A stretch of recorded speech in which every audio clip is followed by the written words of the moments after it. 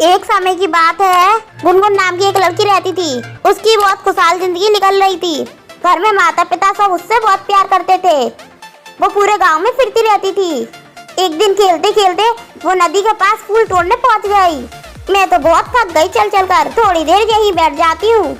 वो वहीं बैठ जाती है। उसे दूर से एक मोती चमकता हुआ दिखाई देता है। वो फटाफट उसके पास जाती है। उसको नहीं पता था कि ये कोई आम मोती नहीं है, जादुई मोती।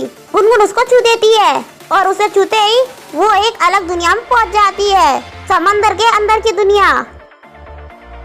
समंदर के अंदर एक जादुई शहर था, जहाँ बहुत सुंदर सुंदर जल परियां थी और मछलियाँ थी, जानवर रहते थे। वो घूमते घूमते पहुंच जाती है राजमहल। वहाँ उसको मिलती है समुंदर की रानी जल परी गुलाब। आओ गुनगुन, मैं तुम्हारा ही इंतजार कर रही थी। तो तुम ही हो वो जिसे मेरा जादुई मोती मिला। मैं यहाँ कैसे आई? मुझे सच में कुछ नहीं पता। हाँ, यहाँ कोई आता नहीं है, उसे बुलाया जाता है। पर क्यों? जो भी उस मोती को छुएगा उसकी शादी मेरे भाई यानी यहाँ के सम्राट से हुई। ऐसी भविष्यवाणी हुई थी और आज वो भविष्यवाणी सच हो गई। पर मैं नहीं कर सकती शादी। अब तो तुम्हारे पास कोई भी रास्ता नहीं है। शादी तो तुम्हें करनी पड़ेगी क्योंकि उस जादुई मोती ने तुमको चुना है। नहीं, मैं इस दुनिया की नहीं हूँ, मैं ऐसा नहीं कर सकती। गुनगुन, अब तुम्हारे पास और कोई रास्ता नहीं है। अगर तुम ऐसा नहीं करोगी तो अनाथ हो जाएगा। चलो छोड़ो सब, मैं तुम्हें अपने भाई से मिलवाती हूँ। मुझे नहीं मिलना किसी से। आप क्यों नहीं समझ रही हो? तुम चिंता मत करो, थोड़े दिन यहाँ पे गुजारो और यहाँ घूमो फिरो।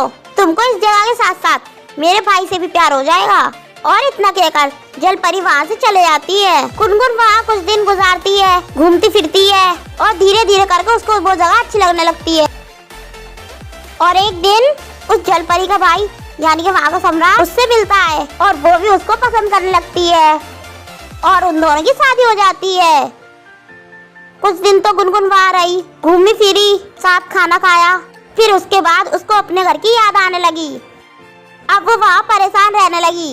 ऐसे ही एक दिन वो वहाँ के सम्राट से बोली, मैं अब अपने घर जाना चाहती हूँ, अब मैं यहाँ नहीं रह सकती। पर क्यों? यहाँ आखिरकार ऐसी कौन सी कमी है? यहाँ सब कुछ तो है जो तुम्हें चाहिए। तुम कहीं भी घूम सकती हो, कुछ भी खा सकती हो, फिर क्यों जाना चाहती हो? मैं अब यहाँ नहीं रह सकती, मुझे जाने दो प्लीज। उसके बार बार कहने पर उसका पति उसका हाँ बोल देता है। ठीक है तुम जाओ, पर अपने साथ ये जादुई बॉक्स ले जाओ, इसमें जादुई मोती है। और ध्यान रहे इसको कभी खोलना मत, अगर खोला तुमने तो सब नष्ट हो जाएगा। वो ऐसा कहकर जादू से उसे धरती पे भेज देता है। जब वो वापस आई तो अब पहले जैसा कुछ भी नहीं था वहाँ पर, ना ही उसका घर, ना उसके माँ बाप, ना वो शहर। तो फिर वो वहाँ से बड़े शहर की तरफ जाने लगी। वो भटकने लगी वहाँ पर और सब कुछ तो बिल्कुल बदल चुका था।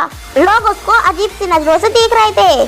तभी वो एक आदमी के पास जाती है और वहाँ जाकर वो तारीख देखती है अखबार में और वो देखती ही रह जाती है।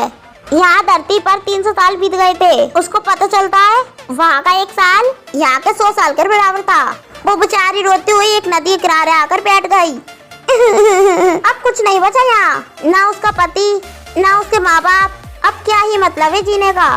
तभी उसको याद आता है उसके पास एक जादुई मोती है जो उसके पति ने उसको दिया था। वो उसको खोल देती है और उसको खोलते ही बहुत तेजी से रोशनी निकलने लगी उस डिब्बे से और धीरे धीरे करके वो बूढ़ी होने लगी। और उसके बाद उसकी आत्मा ने उसको शरीर को छोड़ दिया और आसमान में चली गई और साथ ही उसके पति की आत्मा भी उसके शरीर को छोड़ गई।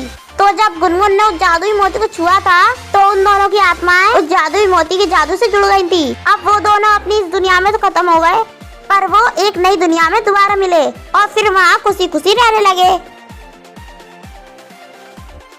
तो मेरे प्यारे दोस्तों, कैसी लगी आपको मेरी ये कहानी? मुझे कमेंट करके जरूर बताएं और इसे अपने दोस्तों के साथ भी शेयर करें। और हाँ दोस्तों, अगर आपने अब तक मेरे चैनल को सब्सक्राइब नहीं किया है तो जल्दी से नीचे बटन दबाकर अभी सब्सक्राइब कर लें और साथ ही इस बेल आइकन को दबाना ना भूलें। तो मिलती हूँ मैं फिर किसी नई कहानी के साथ। तब तक अपना ख्याल रखें। बाय बाय दोस्तों।